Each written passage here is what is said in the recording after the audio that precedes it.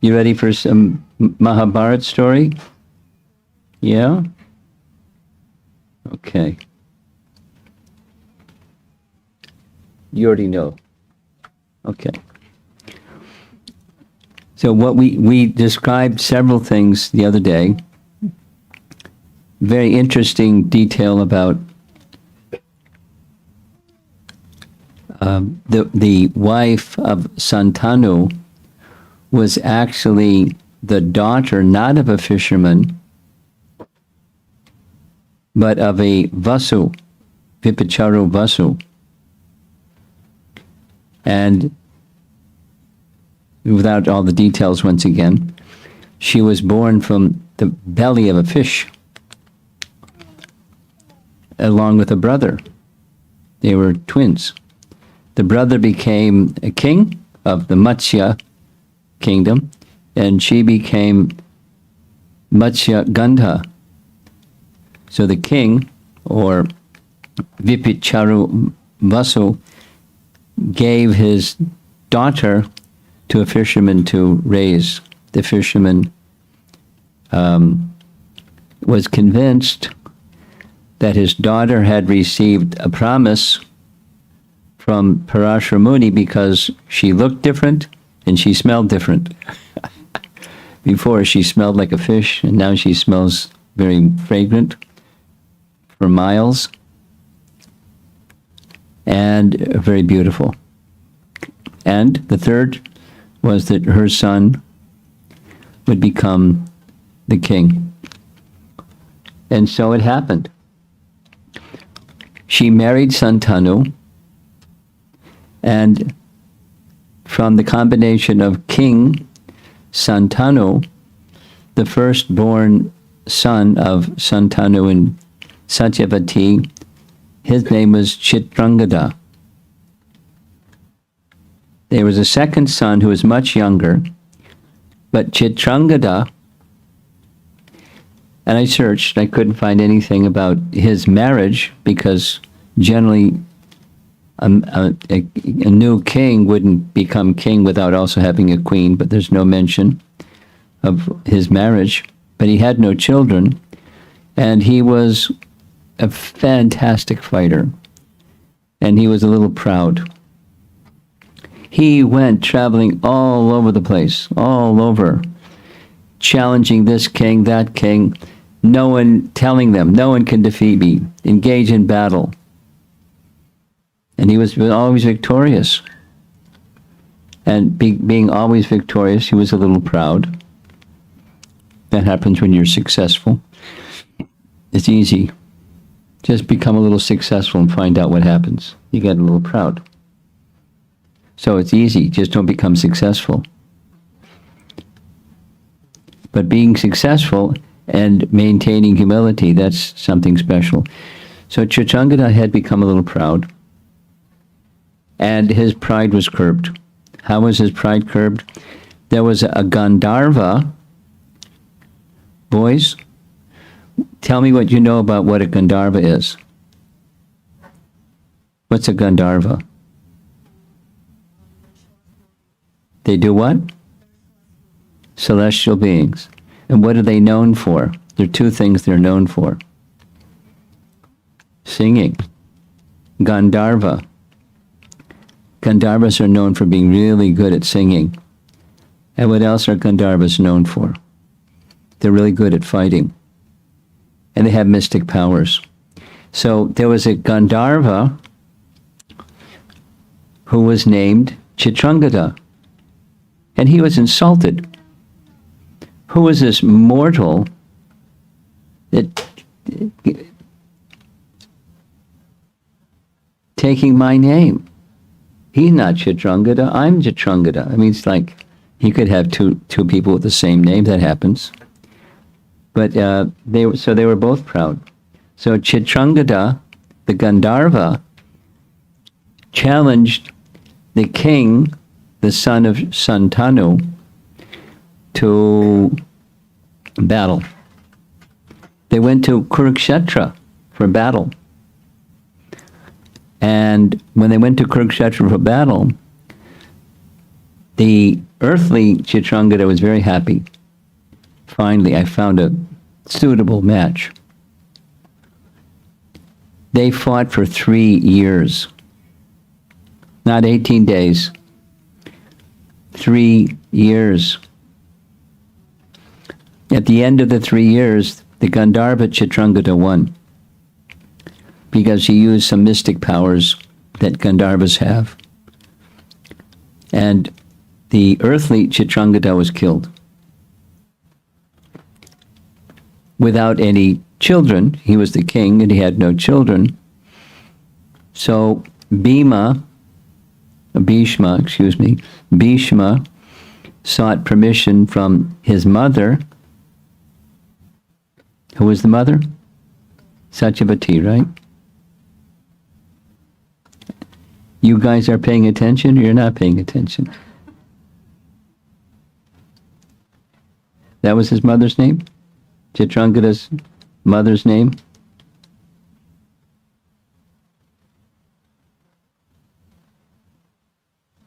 You don't know. Satyavati. That was his mother's name. So, grandfather Bhishma. You guys, I have to look at you guys because you're paying attention. Grandfather Bhishma, with the permission of Satyavati, he then made the second son, who was still a minor, he wasn't even a teenager yet, to be the incumbent king or prince regent. And while he was growing up, Bhishma ruled the kingdom, because he knew how to rule kingdoms. He knew how to advise Yudhishthira how to rule the kingdom. He knew how to rule the kingdom. So he ruled the kingdom for a while. And the second son, his name starts with a V. Vichitravirya. Very good. Vichitravirya. So Vichitravirya had 2 wives. And you know this story.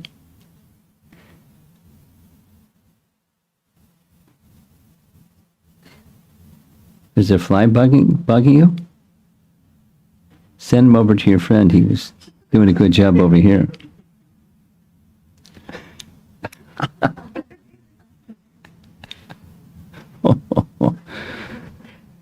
Okay. I'm trying to entertain you all, but it's like you're making it really challenging. Okay. Vichitravirya needed a wife. Grandfather Bhishma heard that in the kingdom of Shalva, the king where Shalva resided had 3 daughters that were very beautiful, very qualified, marriageable age, and their Swayamvar was to take place.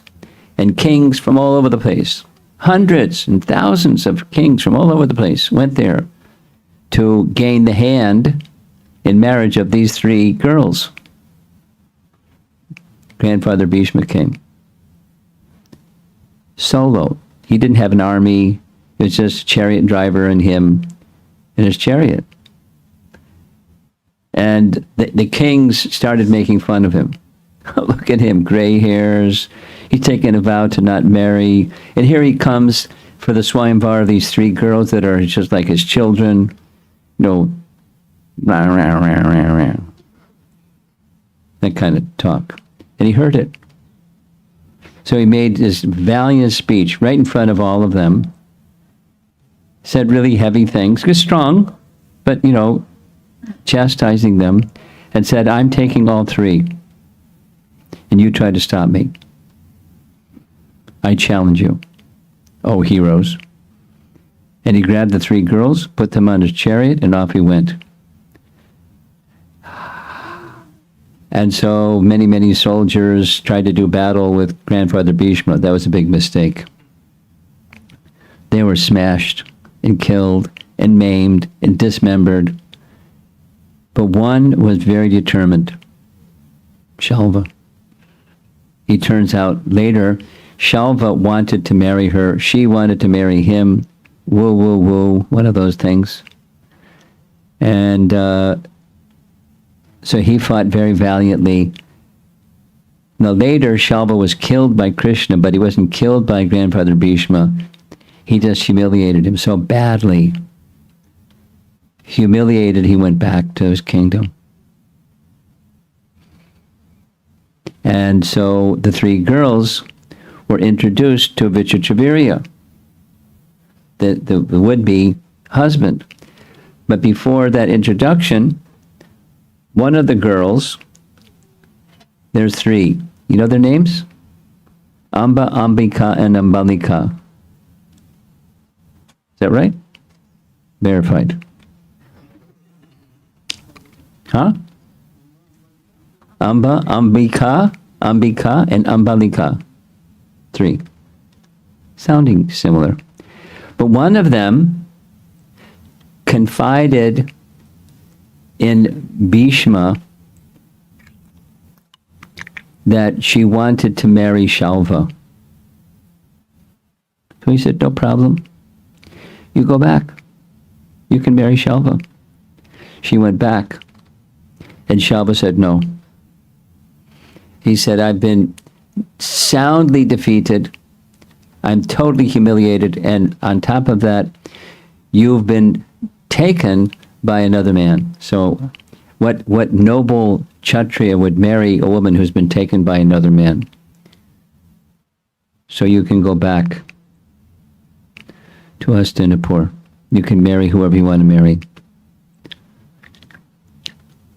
She was really upset. So I shouldn't marry Vichitravirya, I should marry you, grandfather Bhishma. He said, I'm so old, she's so young. Said, you can go back to your father. Shalva won't marry you, you can go back to your father. She didn't go back to her father. She went through a whole big thing. She wanted to get back at Bhishma. So she went to various kings. Can you fight against Bhishma and force him to marry me? They refused to fight against Bhishma. On the advice of some Brahmins, she went to Parshuram. Parshuram didn't agree. But when a Brahmana said, you should agree, okay, I'll go and request, in fact, I'll instruct Bhishma, my disciple, that you should marry this girl, and if you refuse to marry this girl because you took a vow or something like that, you'll have to fight me. That's like how Kshatriyas settle things. They didn't go to court, they just fought each other. So, we heard this already. 24 days, at least one version of Mahabharata says 24 days they fought. It was a stalemate. Then a voice from the sky said to Parashuram, you can't defeat him. Just put your weapons down. He'll surrender to you. So that's what happened. Amba was in a get-back mentality. Many things happened, but we won't go there. But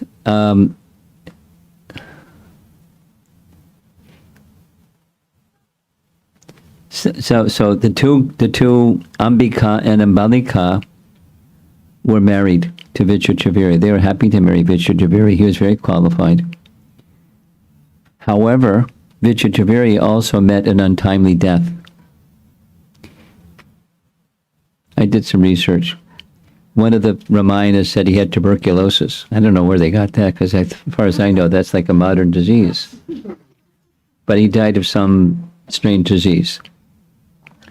So Satyavati, the mother of these two young men, having recently lost her husband, Santanu, and now having lost her two sons without a male child, she wanted Ambika and Ambalika to not enter the funeral pyre of their husband, Vichitravirya, but to allow, according to Vedic code, the elder brother that's not allowed today. It's one of those things that's not allowed in Kali Yuga for good reasons.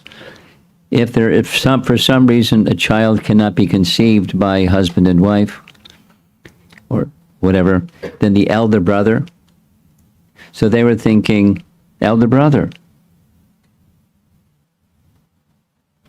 Grandfather Bhishma. So we could have a child with Grandfather Bhishma and he'll be a great personality because Grandfather Bhishma is a great personality. So they agreed. But when Bhishma came, he didn't agree. Mother. It's his mother, it's his stepmother. But mother, I've taken a vow. I can't produce children. I took a vow. I'll never have children. But there's another brother, another elder brother. Who's the other elder brother? Vyasadeva. Do you remember? It wasn't too long ago, it was yesterday. Satyavati had a child before she was married. Vyasadeva was that child, the first child. Parashara Muni was the father, Satyavati was the mother, and Vyasadeva was the son.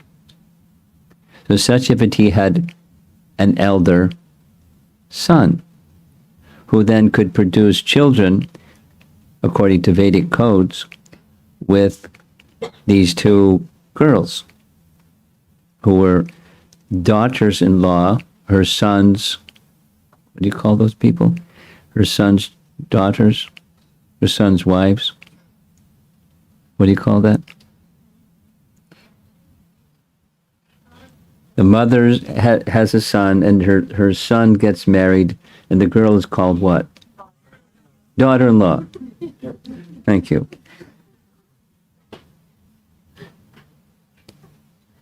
So when Vyas came to their room, instead of Bhishma, it was like, yikes. So one of them closed her eyes, and Dhritarashtra was born blind, or he conceived in such a way. Vyas said, this son is going to be blind. The next one became pale. So that was the second son. The second son starts with a P, Pandu. Dhritarashtra, Pandu.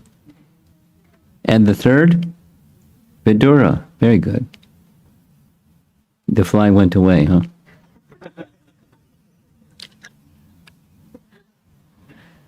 Vidura. What? What? Say it again. Mumble it. Say it clearly. The Satyavati wanted. Let's be really sure.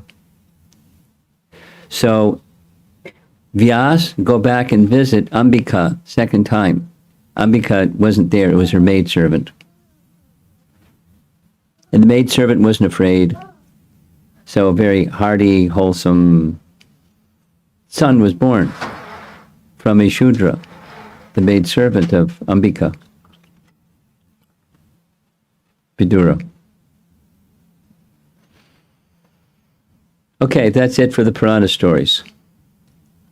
Because now we've got little pieces here and there, pictures of who's who in this big, complicated network of personalities. Satyavati, Santanu, Parashara Muni, Vyasadeva, the two children born of Santanu, born of Satyavati,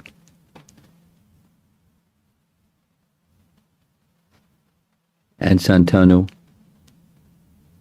The elder, Chitrangada, killed by a Gandharva. Vichitravirya died early, before there were children. And then the next in the line of the dynasty, the Kuru dynasty.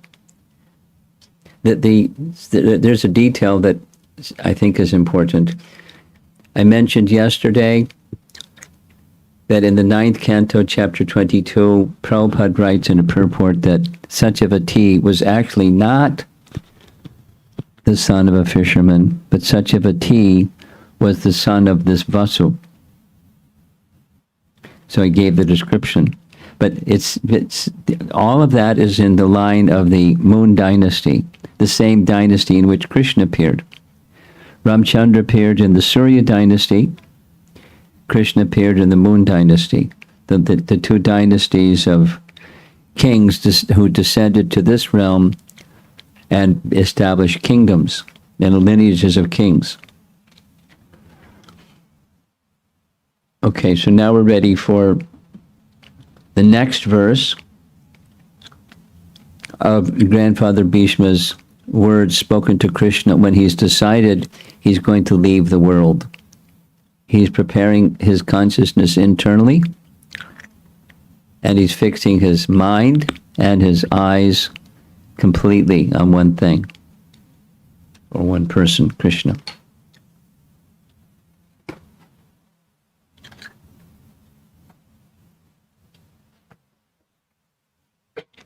Text 33. Sri Krishna is the intimate friend of Arjuna. This is Bhishma speaking. He has appeared on this earth in his transcendental body, which resembles the bluish color of the tamal tree. His body attracts everyone in the three planetary systems, upper, middle, and lower. May his glittering yellow dress and his lotus face, covered with paintings of sandalwood pulp, be the object of my attraction, and may I not desire fruitive results. Now he's way beyond fruitive results, desiring, but he's praying for that protection from Krishna anyways. Purport. When Sri Krishna, by his own internal pleasure, appears on earth, he does so by the agency of his internal potency. The attractive features of his transcendental body are desired in all the three worlds, namely, upper, middle, and lower planetary systems. Nowhere in the universe are there such beautiful bodily features as those of Lord Krishna. Therefore, his transcendental body has nothing to do with anything materially created. Arjuna is described here as the conqueror, and Krishna is described as his intimate friend. I'm going to pause for just a moment.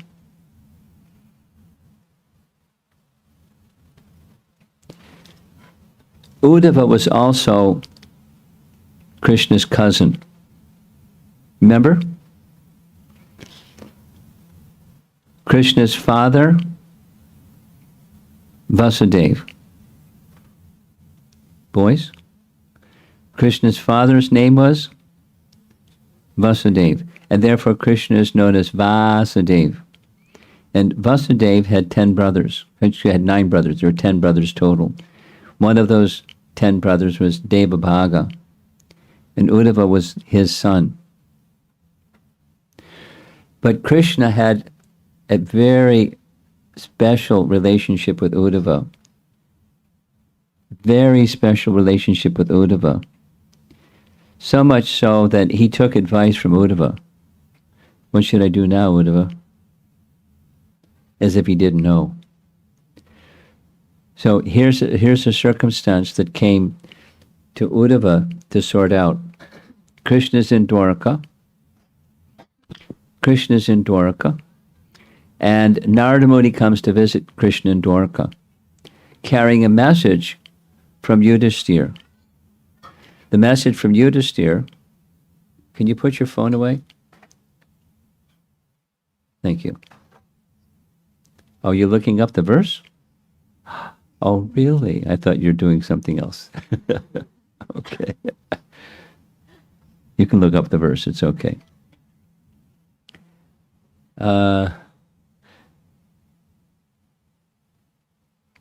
Yudhisthira wanted Krishna to come to Hastinapur to be the guest of honor at the Rajasuya Yagya. What's a Rajasuya Yagya? It's a yagya, or a ceremony, where the next king is acknowledged. And one of the procedures in that Rajasuya Yagya is the most exalted person in the assembly is honored first. So Yudhisthira wanted Krishna to come. And he was hoping that he would come quickly because it was timely to establish. The tension with the Kauravas was becoming pretty strong. So Krishna was happy. He gets to see Yudhisthira and the Pandavas again. But right at the same time, another person came, a messenger from kings that were imprisoned by Jarasandha. Now, aside from this young boy that seems to have all the answers, you four, how many queens did Krishna marry? How many queens did Krishna marry? Not sure. 16,000. 16,000. 16,100 of those queens were captive princesses in the prison and in the palace of Narakasura. So Krishna freed them. 16,100 princesses. The number of kings that Jarasandha had captured was more than that. 20,000. So a messenger came for the 20,000 kings captured by Jarasandha. He is planning to offer them as a human sacrifice to the goddess. So the message was, please come rescue us. Save us from this Jarasandha. So Krishna's got turn left and turn right. What do you do when you have a signal that says turn left and turn right? You ask Uddhava, that's what you do. So Uddhava, what should I do? Uddhava said, one of the rules of Rajasuya, one thing will take care of all things, is basically, you should go have battle with Jarasandha. But if you go to have battle with Jarasandha, he'll refuse. So you should have Bhima go to have battle with Jarasandha. Jarasandha is so powerful, he can destroy, he's very, very, very powerful, but Bhima is his equal.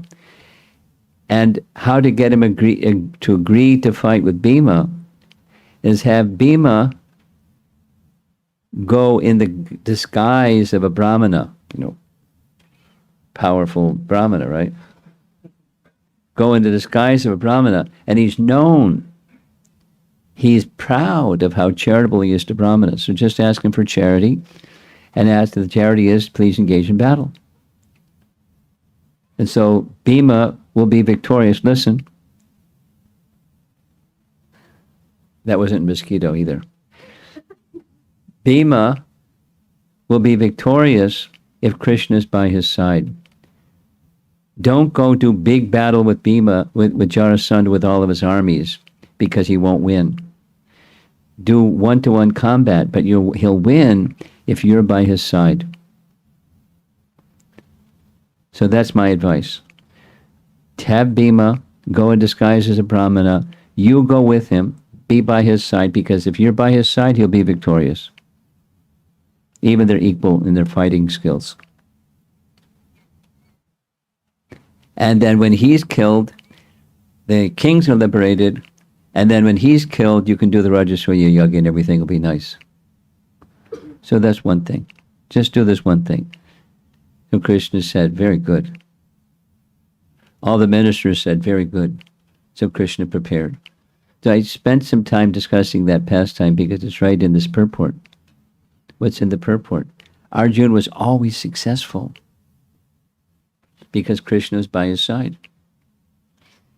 All you have to do is get Krishna by your side and you'll always be victorious. Well, supposing you're not a warrior, whatever you do, you'll be victorious. You have to do it for Krishna. You can't just do silly things and have Krishna by your side. You have to do things that are meaningful to Krishna, and Krishna's by your side.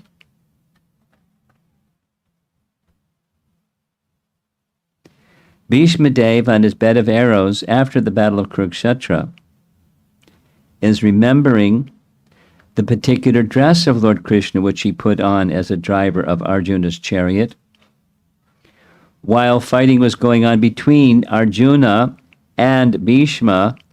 Bhishma's attraction was drawn to the glittering dress of Krishna. I learned this, those of you that are from India, there's a few people here from India.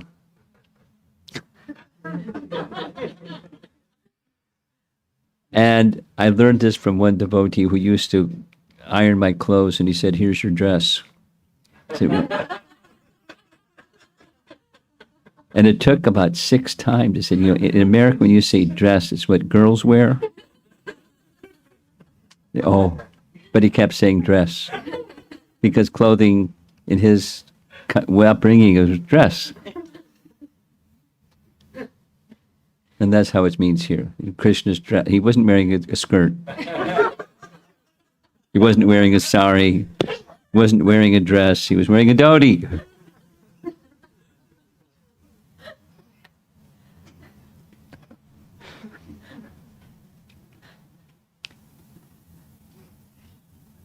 Bhishma is remembering the particular dress of Lord Krishna, which he put on as a driver of Arjuna's chariot, while fighting was going on between Arjuna and Bhishma. Bhishma's attraction was drawn by the glittering dress of Krishna, and indirectly he admired his so-called enemy Arjuna for possessing the Lord as his friend. Note, no envy. He was admiring the good fortune. He wasn't envious of the good fortune of Arjuna, because he's a pure devotee. He's admiring the good fortune of Arjuna.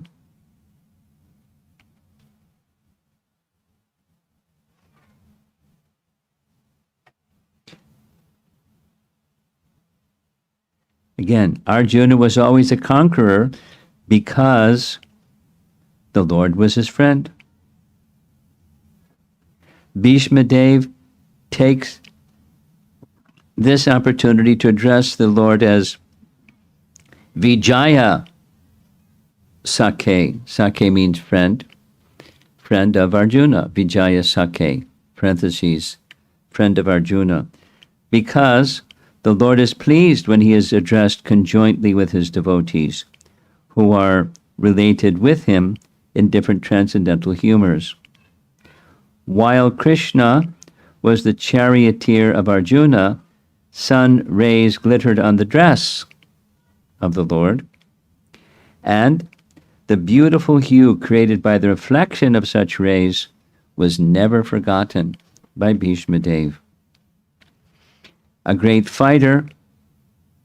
a great fighter, he was relishing the relation of Krishna in the chivalrous humor. Where's your mother? She's here? Remote. Okay. So here's the secondary rasa topic again. I was going to spend some time reading to you what Rupa Goswami writes in Bhakti Rasamrita Sindhu about primary and secondary rasas. But I didn't, so I'm just going to say it.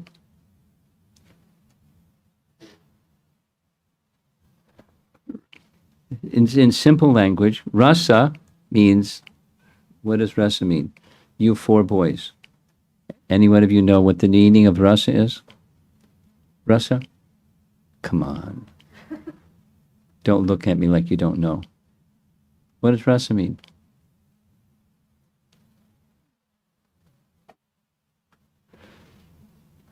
You three, rasa means?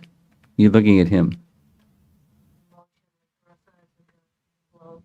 Rasa means taste. Taste. Like gulab jamun has a certain rasa. Huh? Mango has a rasa. Mellow. Yeah, mellow. Flavor. Taste. Rasa. Juice. Mellow.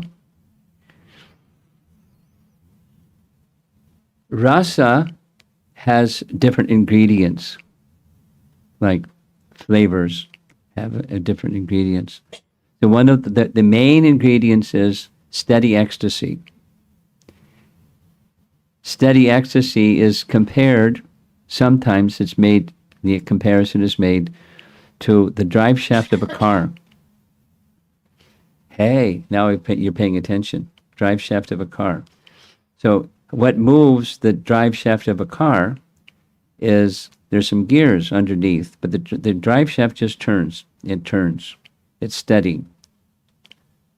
And that sthai bhav that it then mixes with other bhavas, and when bhavas mix, it becomes rasa. So there's secondary rasas that may mix with sthai bhava, and you get a certain rasa. So Bhismadeva's steady ecstasy, or his relationship with Krishna, was that of dasya. And from time to time, not all the time, but from time to time, a couple of times, the chivalry rasa in his relationship with Krishna was stimulated by something that Krishna did. What did Krishna do that stimulated chivalry?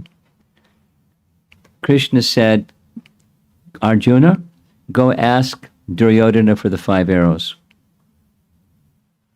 He'll know what you're talking about. Just ask him for the 5 arrows. He gave you a promise. Whatever you want, you just ask. Ask for the 5 arrows. So with those 5 arrows being taken from Duryodhana, grandfather Bhishma, who never broke his vow, because he had made a vow that with those 5 arrows he would kill the Pandavas. But Krishna made him break his vow, so I'm going to make Krishna break his vow. And that was the chivalry. And here he's meditating on, he's about to leave his body, and he's meditating on this image of Krishna in chivalry rasa. Well, here it is, really nice. Really nice. But it's next verse. As a great fighter, he was relishing the relation of Krishna in the chivalrous humor. Transcendental relation with the Lord in any one of the different rasas or humors is relishable by the respective devotees in the highest ecstasy. Less intelligent mundaners who want to make a show of being transcendentally related with the Lord artificially jumped at once to the relation of conjugal love, imitating the damsels of Brajadam. Such a cheap relation with the Lord exhibits only the base mentality of the mundaner, because one who has relished conjugal humor with the Lord cannot be attached to worldly conjugal rasa, which is condemned even by mundane ethics. The eternal relation of a particular soul with the Lord is evolved. A general relation with the living being, with the Supreme Lord, can take any form out of the 5 principal rasas, and it does not make any difference in transcendental degree to the genuine devotee. Bhismadeva is a concrete example of this, and it should be carefully observed how the great general is transcendently related with the Lord. I'm just going to read the vision that he had. We'll cover the purport tomorrow. It's really beautiful. Picture your grandfather Bhishma lying in a bed of arrows. Your pain has been completely relieved just by seeing Krishna. You're ready to leave your body. Krishna is standing before you, and this is the image that's in your mind, or in Bhismadev's mind. On the battlefield, where Sri Krishna tended Arjuna out of friendship, the flowing hair of Lord Krishna turned ashen due to the dust raised by the hooves of the horses, and because of his labor, beads of sweat wetted his face. All these decorations, intensified by the wounds dealt by my sharp arrows, were enjoyed by him. Let my mind thus go unto Sri Krishna. I mean, it sounds kind of morbid, but it's ecstatic. It's one of the many mysteries. One of the many mysteries of bhakti is indirect or secondary rasas are ecstatic.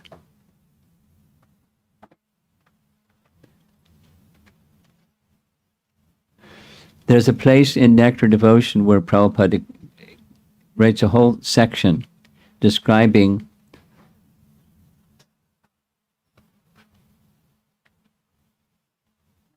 how sorrow is ecstatic. What? Can you say that again? Sure. Sorrow is ecstatic. Transcendental sorrow is ecstatic. Not the worldly kind. Worldly kind is another story. Transcendental. Why ecstatic? Because it intensifies one's feelings of love for the lovable object. And when the lovable object is supremely pure like Krishna or Lord Ramachandra, it's ecstatic. Prabhupada gives the example specifically of Hanuman speaking about the ordeals that many of the devotees of Lord Ramachandra went through. And Prabhupada explains, this is ecstatic. It's an expression of ecstasy. It's an experience and an expression of ecstasy. Although to mundane view, it's sad. Sad isn't ecstatic, it's the opposite. So, chivalry is ecstatic. Even the object that's being described here is Bhismadeva was firing arrows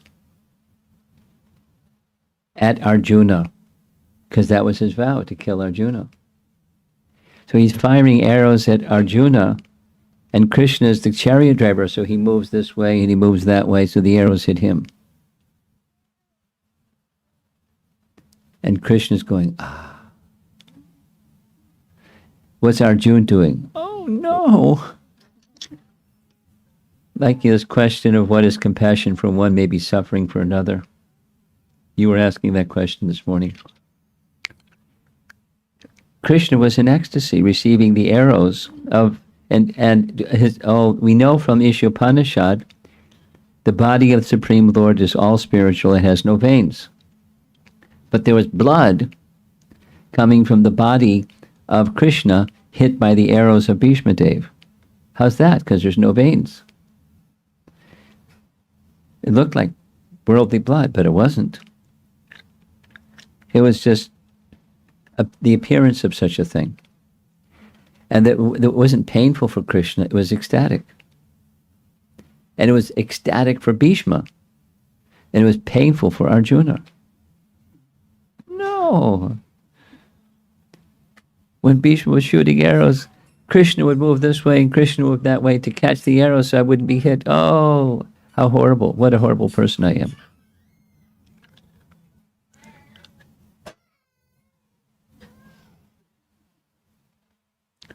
Well, it was quiet for a while.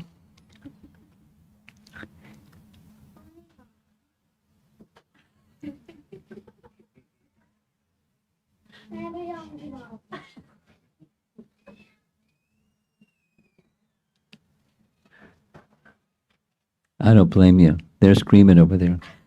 There's much more calm over here, but you gotta keep. Okay. So that's our reading for this evening, Canto 1, Chapter 9, Grandfather Bhishma.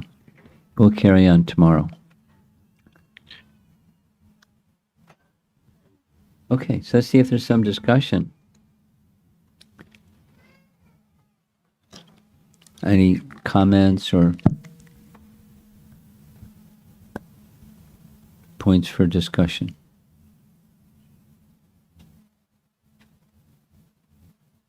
Okay. Say it again. You want to know how sorrow is ecstatic? You want that? Can you speak slower and clearer so people over there can hear you? Go ahead, use the microphone. Maharaj said about sorrow in ecstasy. Sorrow, transcendental, anything is ecstatic. Is this? Can you explain about that more? Can I explain about that mood? Sure. Whether you'll be able to understand it is another thing, but I can explain it. I can just say what their scriptures say. How's that? Okay.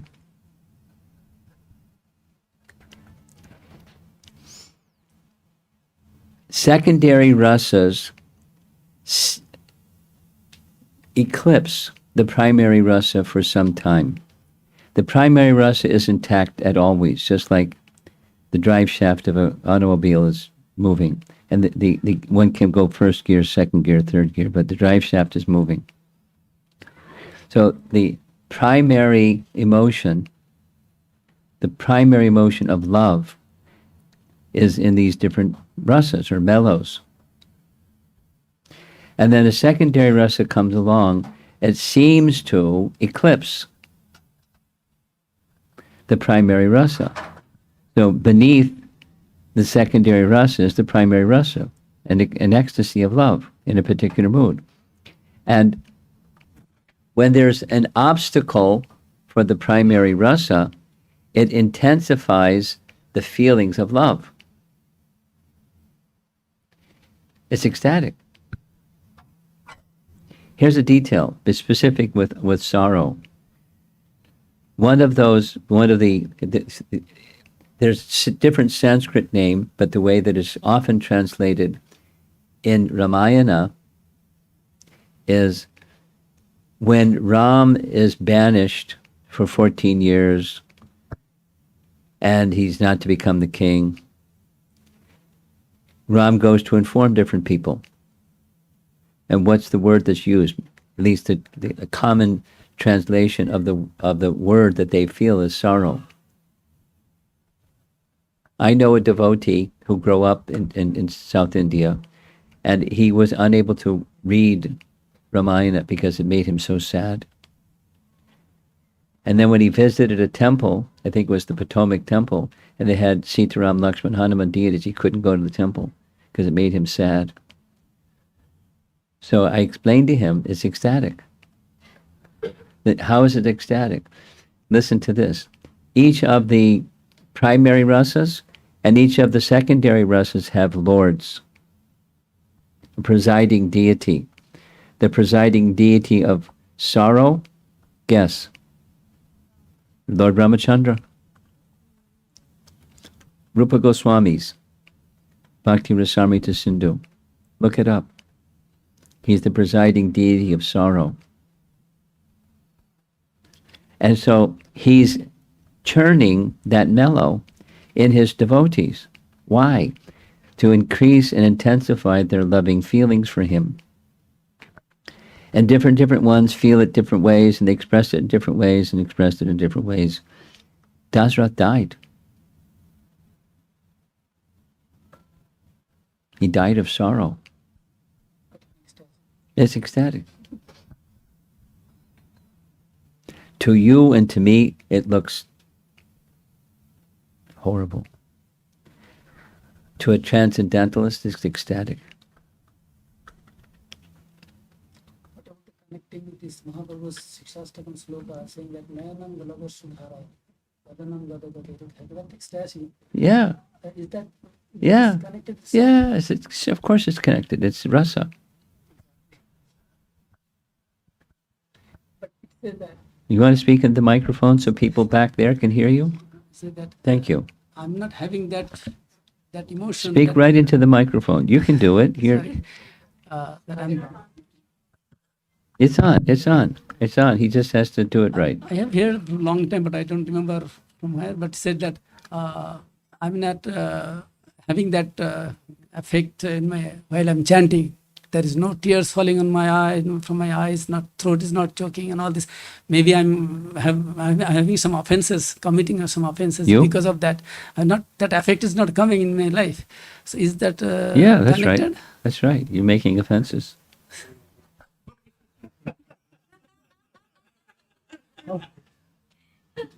How will that day come? Speak into the microphone. How will that day come in our life? When your heart becomes pure. How much do you want your heart to become pure? Not just the tears come to your eyes. When do you want your heart to become pure? Or how much? Depending on how Yeah. much. This much? This much? There is no limit. Yeah. So that depends on it, proportionate to. And and everything's in Krishna's hands. That's good news. That may seem sad, but it's ecstatic. Okay, someone else? Online, go ahead. This is from Amara Mataji.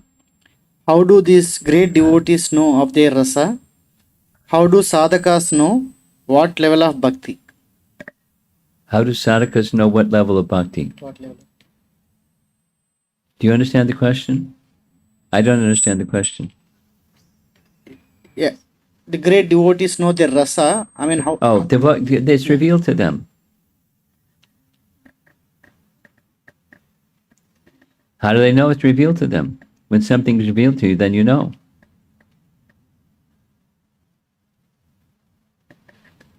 How do sadhakas know their rasa? Oh, and they won't. At what level of bhakti? When they become pure. Stick around. Become pure. Don't just, punch the clock, but engage oneself in the process of bhakti. He knows now. When proportionate to one's intense desire for being in one's relationship with Krishna, then that's some eligibility. And then it's up to Krishna to reveal.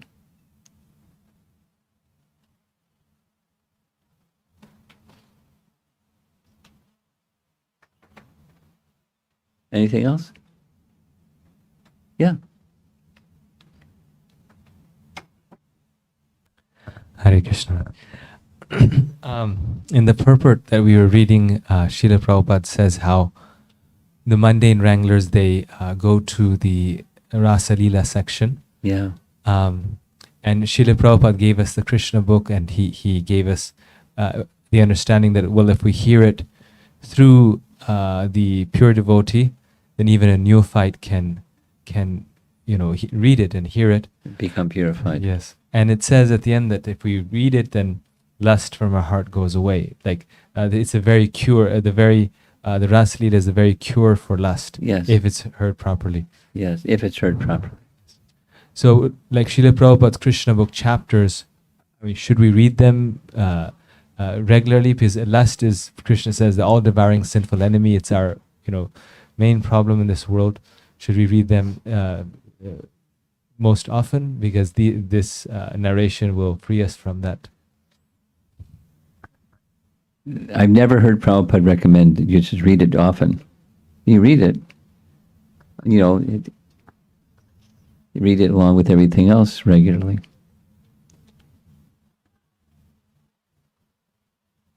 Nice try, though.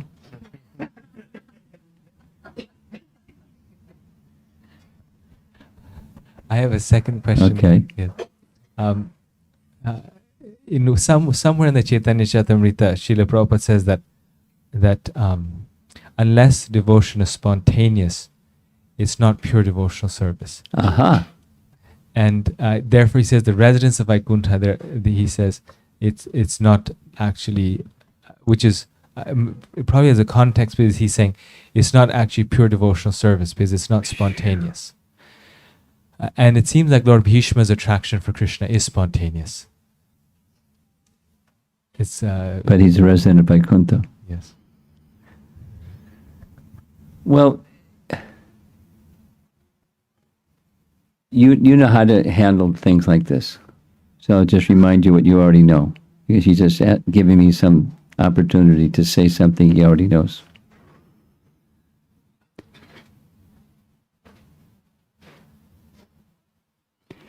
When you hear something over here, doesn't mean that trumps everything else that's the entire corpus of Srila Prabhupada's writings. When you become well conversant in the vast corpus of Prabhupada's writings, this statement over here has a context. And the context is specific to a particular place and time and circumstance. And then there's the larger that has its context. And what's the main message? Is that the main message? And if it's not, just like the apparent contradiction thing, the way to reconcile is have the big picture. And so this is my understanding in terms of the big picture. Spontaneous is raga bhakti. Raga bhakti is specifically appropriate for Braja. And in Vaikuntha, Braja bhakti is not known. So the reference is for the raga bhakti of Braja doesn't exist in Vaikuntha, and therefore it's not of the same standard, but it's not that the residents of Vaikuntha are less than pure. They're less than spontaneous, as the residents of Vrindavan are spontaneous. They follow strictly the rules of devotion, whereas the residents of Vrindavan may not, because of their spontaneous devotion. So it's perfect, more perfect, most perfect, that kind of an explanation. And the love of the residents of Vrindavan is most perfect in the spontaneous department, or the raga feature, without consideration of anything. No, they do consider standards, but when the opportunity for serve Krishna presents itself and there's a standard that's the obstacle, they override the standard because of their spontaneous devotion. Like for example, from time to time, the gopis would complain to Krishna, "Do you recognize what we've done? We've broken all of the rules to be with you, and you're going to walk away? How ungrateful!" To chastise him. Please don't do that. So, in Vaikuntha, they don't walk away. They don't break vows. They don't break standards. They worship in awe and reverence, or awe and veneration. That's the Vaikuntha mood. And it doesn't have the same kind of spontaneous devotion as found in Vrindavan. So now, Lord Chaitanya came to give the love of the residents of Vrindavan to everyone. Does that mean he is saying, okay, don't have to follow any rules? Because there are some people, unscrupulous people, that teach just do raga yoga bhakti. Don't follow any standards. There's a whole organization, I won't go into it too much, but there's a whole organization. The founder just copied Prabhupada. And he set up shop in Texas. And he taught, and he has some lady sannyasis teaching Raga Yoga Bhakti, you don't need to follow anything. So one of our ISKCON devotees went, and heard the lady speak about Raganuga Bhakti, you don't have to follow anything, and said, would you agree that it's okay that you eat meat, have illicit sex, take intoxication and gambling, and it's just fine? And you can go for Raganuga Bhakti, just do all those things? She got flustered because she knew what that meant. You're an ISKCON devotee trying to poke holes in my teachings. So, we follow regulations. Lord Chaitanya's devotees follow regulations in deity worship and, everything, to assist one to come to the stage of spontaneous devotion. And when spontaneous devotion is, we still follow, unless there's a conflict with some service that's required for Krishna, spontaneous service that's required for Krishna, and then one may do something that otherwise one wouldn't do. An example that's coming to mind is something that Prabhupada did. Many of you probably read Lilamrita. The deities of Radha, London, Ishvara were absconded by Srila Prabhupada from a man's home.